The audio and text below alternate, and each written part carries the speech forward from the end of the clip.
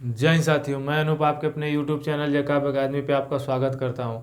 Daily बेहतरीन current affair के questions के साथ हम लोग उपस्थित होते हैं और बेहतरीन कंटेंट के साथ देखते हैं सेशन को। तो उसी क्रम में आज मैं फिर चुनिंदा क्वेश्चनों के साथ आप लोगों के सामने उपस्थित हुआ हूँ।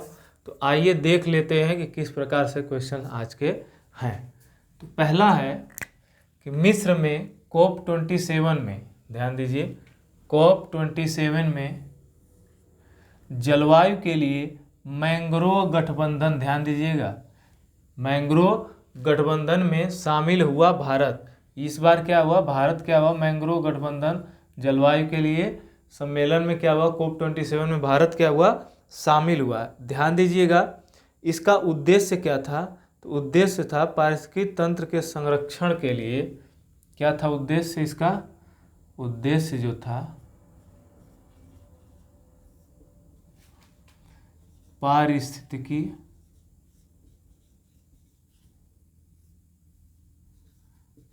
तंत्र के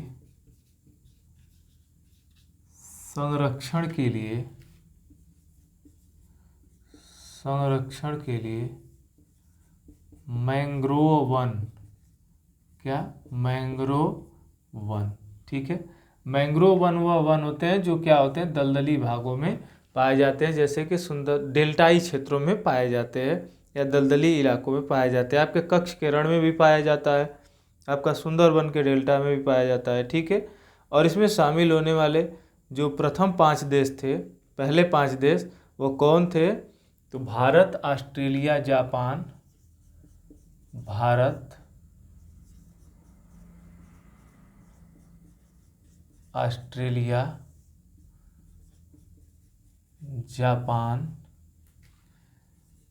स्पेन और श्रीलंका, ठीक है। ये पहले 5 देश शामिल होने वाले थे। शामिल होने वाले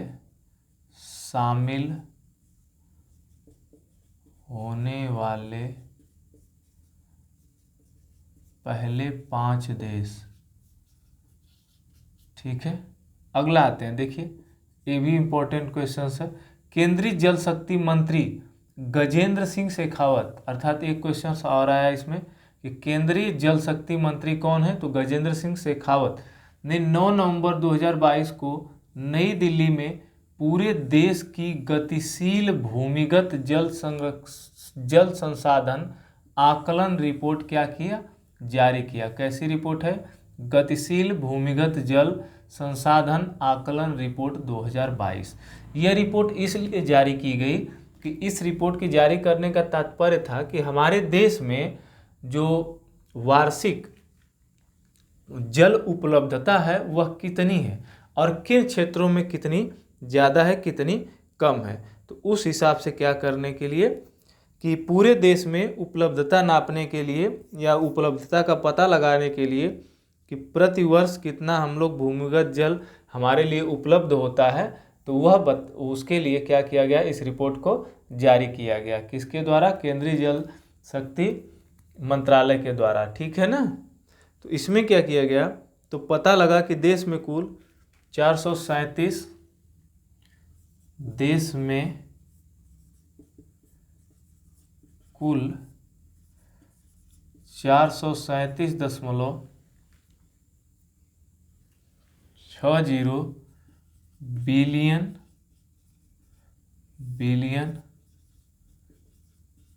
क्यूबिक, ठीक है। देश में कुल कितना, 437.60 बिलियन क्यूबिक मीटर की कुल वार्षिक भूमिगत जल उपलब्धता है। क्यूबिक मीटर की कुल वार्षिक जल उपलब्धता है।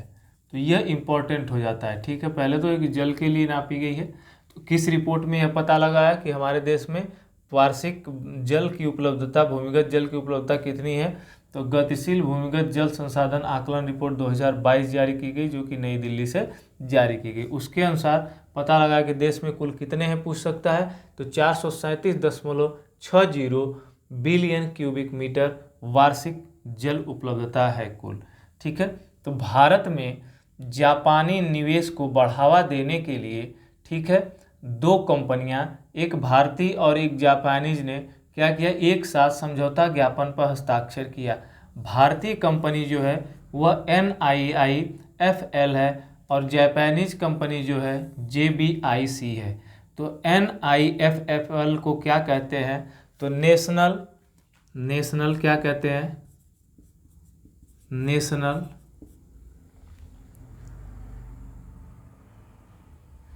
Investment, national investment and infrastructure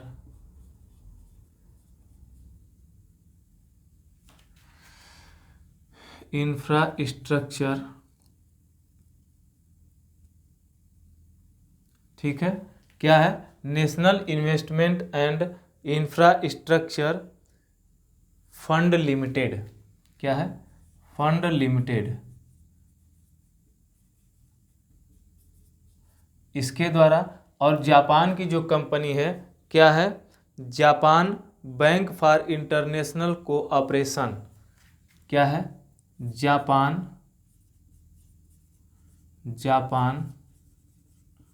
bank for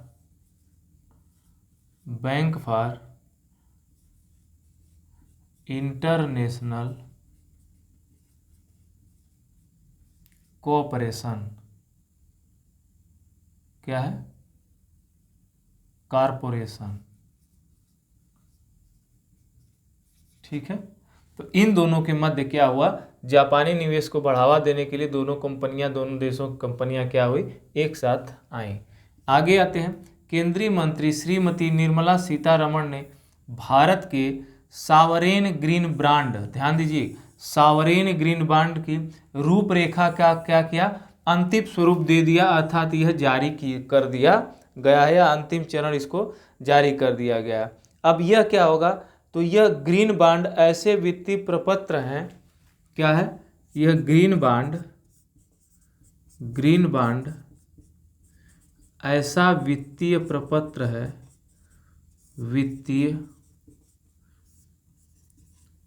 है, ठीक है, यह ग्रीन बॉन्ड क्या है, एक वित्तीय प्रपत्र है जो पर्यावरण और जलवायु अनुकूलन, जो पर्यावरण एवं जलवायु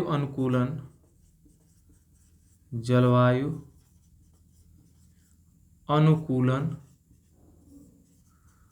परियोजनाओं में निवेश करता है, परियोजनाओं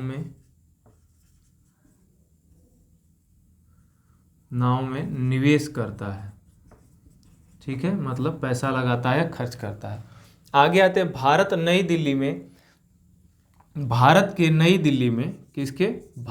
नई दिल्ली में महिला विश्व मुक्केबाजी चैंपियनशिप की क्या करेगा, मेजबानी करेगा।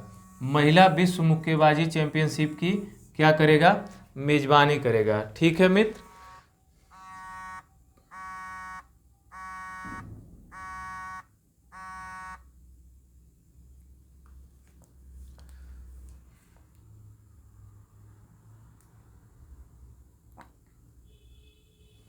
एक सेकंड बच्चा,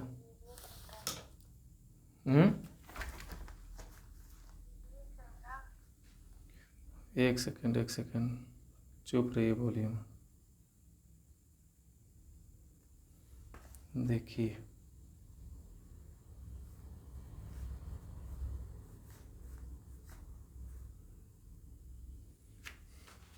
ठीक है, तो आगे आते हैं, इसमें देखते हैं, भारत में नई दिल्ली में महिला विश्व मुक्केबाजी चैंपियनशिप की मेजबानी करेगा। तो कौन करेगा, नई दिल्ली करेगा भारत का। और यह क्या होगा बताइए, यह क्या होगा, ठीक। और जो इसकी पिछली वैकेंसी जो हुई थी वह हुई थी कब, जानते हैं आप लोग, तो वह हुई थी 2022 में, तुर्की के इस्तांबुल क्षेत्र में हुई थी। ठीक है, तो कहाँ हुई थी? तुर्की के इस्तांबुल में हुई थी। 2022 में तुर्की के इस्तांबुल में हुई थी। कहाँ हुई थी? इस्तांबुल, तुर्की का एक क्षेत्र है। ठीक, आगे आते हैं। देखिए, केंद्र सरकार ने कर्नाटक उच्च न्यायालय के पूर्व मुख्य न्यायाधीश, ठीक है, ऋतुराज अवस्थी को क्या किया? भारत के विधि आयोग का क्या किया? अध्यक्ष किया। और यह इस बार किस नंबर के विधि आयोग के अध्यक्ष बने? तो 22वें नंबर के क्या हुए? 22वें विधि आयोग के अध्यक्ष बने। विधि आयोग के अध्यक्ष बने। आगे आते हैं। सुभाष बाबू बेली के एसफोर्ड पदक प्राप्त करने वाले पहले भारतीय वैज्ञानिक क्या है? हो जाते हैं। और इनको एक और पुरस्कार दिया गया था, ठीक है, जिसको कहते हैं fellow of the American society. क्या दिया गया? Fellow of the American society. ठीक है, और दूसरी बात यह है कि यह किस क्षेत्र में दिया गया है? तो यह मेडिसिन के क्षेत्र में दिया गया है। इनको मेडिसिन या कह सकते हैं कि दवाओं का, ठीक है, दवाओं के बनाने में या नई तकनीकियों में योगदान के लिए प्रदान किया गया। अगला है अरुणा मिरर।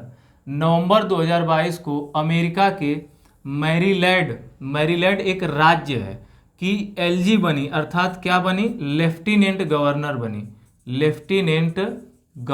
बनी। ठीक है, गवर्नर बनी, जिन्होंने क्या किया? यह पद ग्रहण करने वाली पहली भारतीय अमेरिकी, ध्यान दीजिएगा, पहली भारतीय अमेरिकी राजनेता बनकर क्या किया? इन्होंने इतिहास रच दिया। अगला है, आज का अंतिम सवाल देखते हैं कि जम्मू कश्मीर में 11 नवंबर 2022 को सरकारी मेडिकल कॉलेज, ठीक है, जम्मू में क्या किया जाएगा? एक राष्ट्रीय स्तर का सम्मेलन आयोजित किया जाएगा। और इस सम्मेलन का उद्देश्य क्या होगा? तो उद्देश्य यह होगा मित्र कि क्या होगा कि मेडिकल से वहाँ के अस्थाई निवासियों, अस्थाई बच्चों को जोड़ना, बच्चों को जागरूक करना ज़्यादा बेहतर रहेगा। क्या करना? जागरूक करने के उद्देश्य से क्या किया जाएगा? यह राष्ट्रीय स्तर का सम्मेलन आयोजित किया जाएगा। तो ये रहे आज के बेहतरीन सेशन, जिस प्रकार आप लोगों ने बेहतरीन एक्सप्लेनेशन के साथ इसको देखा। तो आज के लिए बस इतना ही रखते हैं, मिलते हैं अगले सेशन में। तब तक चैनल को ज़्यादा से ज़्यादा शेयर, सब्सक्राइब, लाइक करते रहिए। तो जय हिंद, जय जय काव्य अकादमी।